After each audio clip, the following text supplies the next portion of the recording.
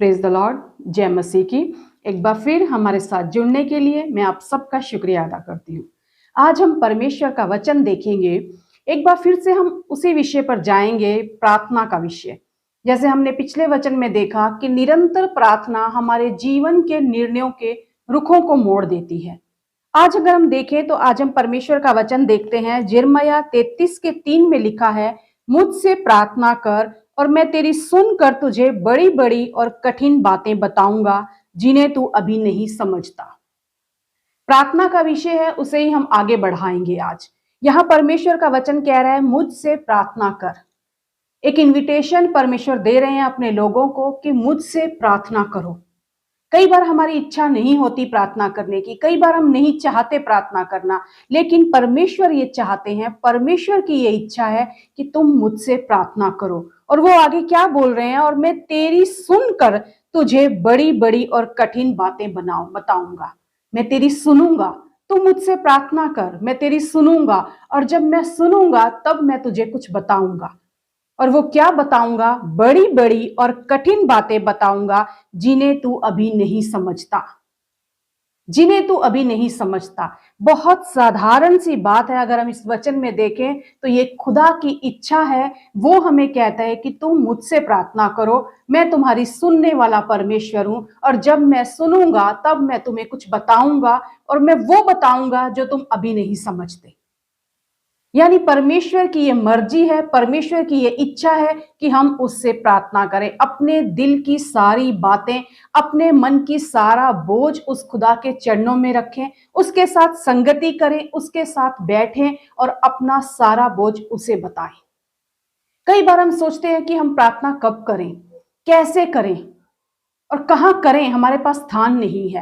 प्रार्थना करने के लिए ना हमें किसी विशेष स्थान की जरूरत है, ना किसी विशेष समय की जरूरत है, और ना ही कोई बड़े बड़े शब्दों की जरूरत है। अगर हम देखते हैं तो पवित्र शास्त्र में हमें बहुत से ऐसे उदाहरण मिलते हैं कि जिन्होंने जहां वो स्थान पर थे या जहां उन्हें स्थान मिला, उन्होंने वहीं से प्रार्थना की, परमेश्वर को पुकारा और उनकी सुन ली गई।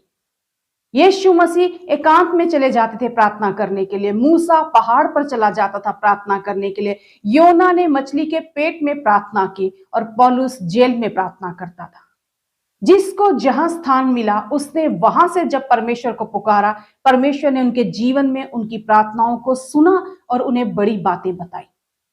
आज खुदा चाहते हैं, और हम कई बार जब ये सोचते हैं कि हम कितना समय दें प्रार्थना में, तो परमेश्वर हमारे से आज बात करना चाहता है कि मैं एक तुम्हारा सिर्फ प्रार्थना का समय नहीं चाहता, पर मैं तुम्हारी एक प्रार्थना वाला जीवन चाहता हूं, एक प्रार्थना का जीवन चाहता हूं। निरंतर प्रार्थना में लगे रहो का अर्थ है सुबह शाम दिन रात जब तुम्हें समय मिले तुम प्रार्थना करो। एक तुम्हारा जीवन प्रार्थना का जीवन होना चाहिए।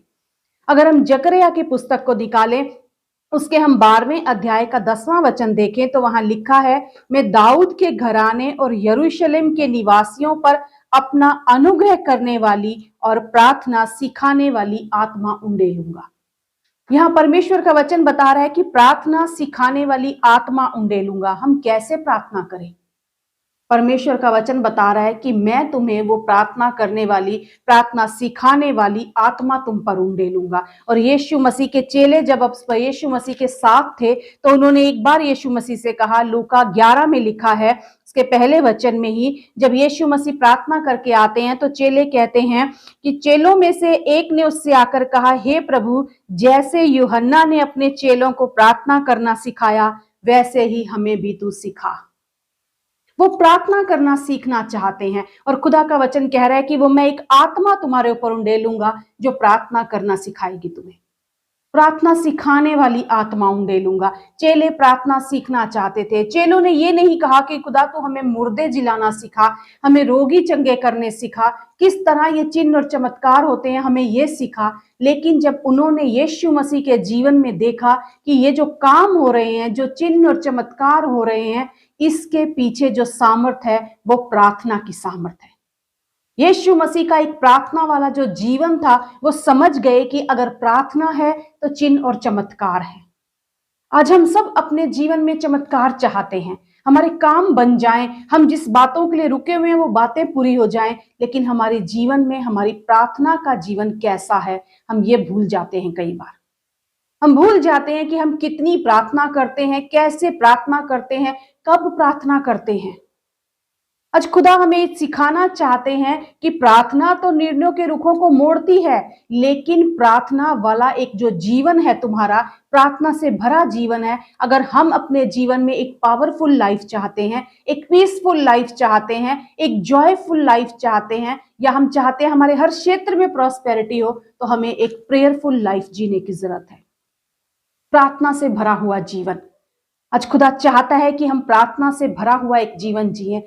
कैसे प्रार्थना से भरा हुआ जीवन हमारे लिए क्यों जरूरी है और कैसे हम जी सकते हैं।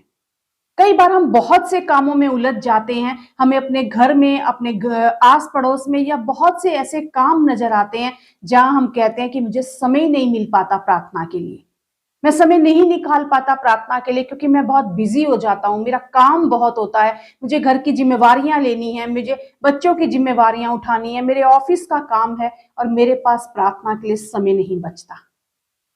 बहुत सी बातें होंगी आपके आसपास, लेकिन अगर हम प्रेरितों की पुस्तक निकालते हैं, उसके 6 अध्याय को अगर हम पढ़ें तो वहां पर हम देख सकते हैं कि किस तरह बहुत से काम होने के बावजूद किस तरह चेलों ने एक प्रायोरिटी को चुना, उन्होंने क्या कहा कि हमें क्या करना चाहिए। यहाँ हम देखते हैं 6 अध्याय में जब बहुत सारी चेले बढ़ने लगे, जब उनकी संख्या बढ़ने लगी तो आपस में मतभेद बढ़ने लगे। 6 अध्याय के पहले वचन से अगर हम पढ़ें तो वहां लिखा है, चेलों की संख्या बहुत बढ़ने लगी, तब यूनानी भाषा बोलने वाले इब्रानी भाषा बोलने वालों पर कुड़कुड़ाने लगे और उनके पास इतने सारे काम होने लगे कि कोई कह रहा है कि तुम विधवाओं की सुधि नहीं लेते, कोई कह रहा है तुम खाने पीने के लिए नहीं देखते, कोई कह रहा है मंडली को नहीं संभाल रहे। तब चेलों ने क्या कहा? चेलों ने कहा, 4 वचन में हम देखते हैं, वहां लिखा हुआ है, हम तो प्रार्थना में और वचन की सेवा में लगे रहेंगे। वो कह रहे हैं हमारा एक काम है प्रार्थना करना और वचन की सेवा में हम लगे रहेंगे। ये जो बाकी के सारे काम हैं इसके लिए दूसरे लोग परमेश्वर ने रखे हैं और वो कुछ लोगों को वहां नियुक्त करते हैं कि ये सारे काम उनके हैं। सारी जिम्मेवारियां आपकी अकेले की नहीं हैं। आपके लिए क्या प्रायोरिटी है, क्या प्रथम स्थान पर है चीज, ये आपको चुनाव करना होगा, ये आपको चुनना होगा। अकेले आप अपने घर पे सारी जिम्मेवारियां नहीं उठा सकते। आपका जो प्रथम स्थान आपके जीवन में होना चाहिए वो प्रार्थना और वचन का होना चाहिए। यहाँ चेलों ने जब देखा कि बातें हमारे हाथों से बाहर जा रही हैं तो उन्होंने कहा, हम सब कुछ नहीं कर सकते, जो हमें करना है वो हमें क्या करना है, हम तो प्रार्थना में और वचन की सेवा में लगे रहेंगे। बाकी के कामों के लिए उन्होंने क्या किया, उन्होंने कुछ लोग, यहां पर लिखा हुआ है कि उन्होंने 7 सुनाम पुरुषों को जो पवित्र आत्मा और बुद्धि से परिपूर्ण थे उन्हें चुन लिया। सारी जिम्मेवारियां आप अकेले मत ढोइए। हर एक के लिए परमेश्वर ने कुछ ना कुछ और काम रखे हैं, पर आपके जीवन में आपको किसे प्रायोरिटी देनी है? प्रार्थना को। आपको प्रार्थना को प्रथम स्थान देना है। प्रार्थना हमारे जीवन में वो काम करती है जैसे एक मनुष्य के शरीर में रीढ़ की हड्डी काम करती है, हमारी बैकबोन जो हमारे पूरे शरीर को संभाले रखती है, उसे सीधा रखती है, उसे खड़ा रखती है। उसी तरह मसीह जीवन में प्रार्थना का जीवन हमारे मसीह जीवन को परमेश्वर के साथ सीधा रखता है, उसके साथ चलने में सहायता करता है, संभाले रखता है। जब कभी आपने सुना होगा कि किसी की रीढ़ की हड्डी में गैप आ जाता है तो कहते हैं उसे चलने फिरने में, उठने बैठने में प्रॉब्लम हो रही है। और इसी तरह जब हमारी प्रार्थना के जीवन में थोड़ा सा भी गैप आ जाता है तो हमारे जीवन में परमेश्वर के साथ हमारी वो संगति में जो है हम थोड़े टेढ़े मेढ़े होने लगते हैं, हमारा वो रिश्ता एक समान नहीं रहता क्योंकि उसके बीच में गैप आ जाता है। आज खुदा आपसे और मुझसे कहना चाहता है कि बहुत सी जिम्मेवारियां होंगी, बहुत से बातें होंगी, बहुत से काम होंगे जो आपको उलझा देते होंगे, लेकिन एक काम आपको करना है, जो सबसे पहले करना है वो है प्रार्थना।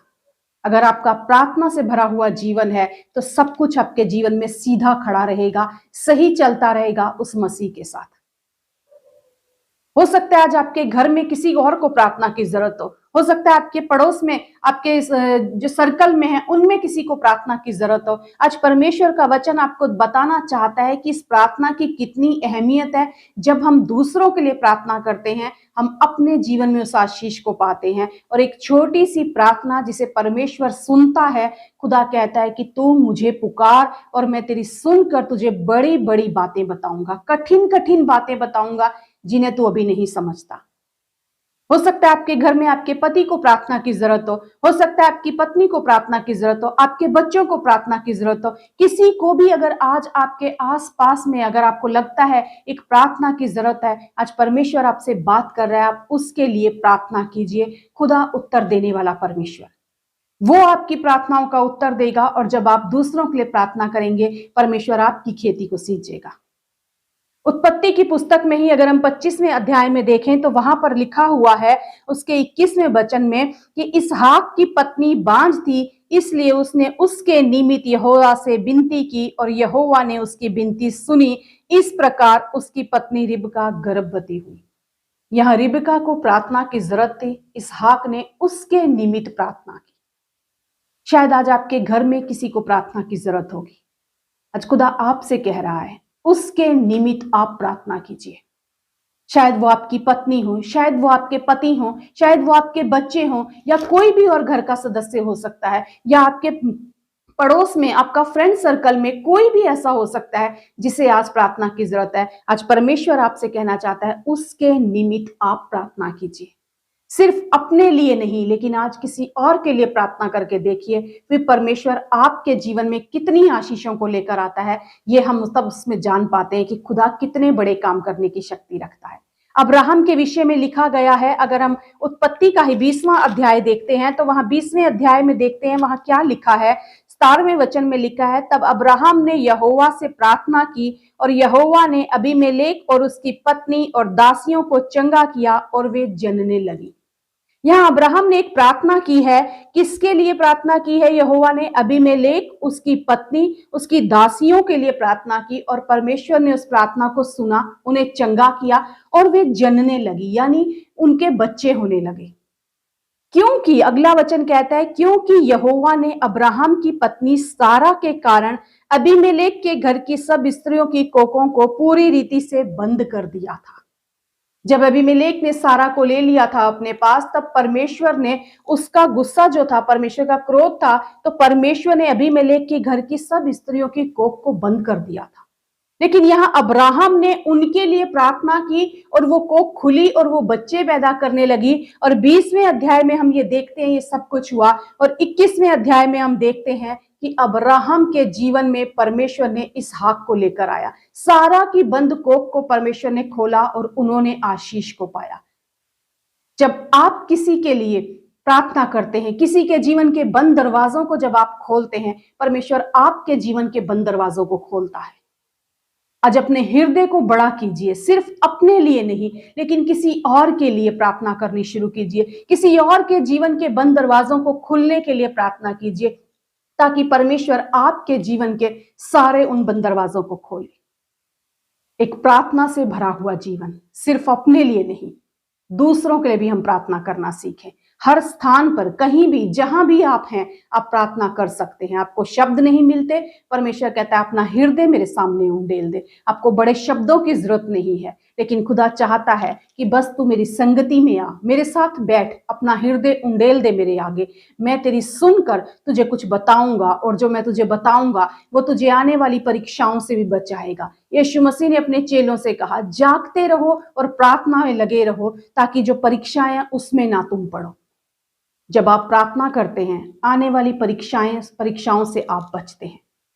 मैं विश्वास करती हूं आज इस प्रार्थना के विषय को आप जान पाएंगे कि किस तरह जब हमारा प्रार्थना से भरा जीवन हमारे जीवन में आशीषों के दरवाजों को खोलता है, और जब हम दूसरों के लिए प्रार्थना करते हैं तब भी हमारे बंद दरवाजे खुल जाते हैं। परमेश्वर इस वचन पर अपनी आशीष और बरकत रखे और आपको एक प्रार्थना योद्धा करके खड़ा करे, ना सिर्फ अपने लिए लेकिन दूसरों के लिए आप प्रार्थना करने वाले बन पाए। आमेन, आमेन।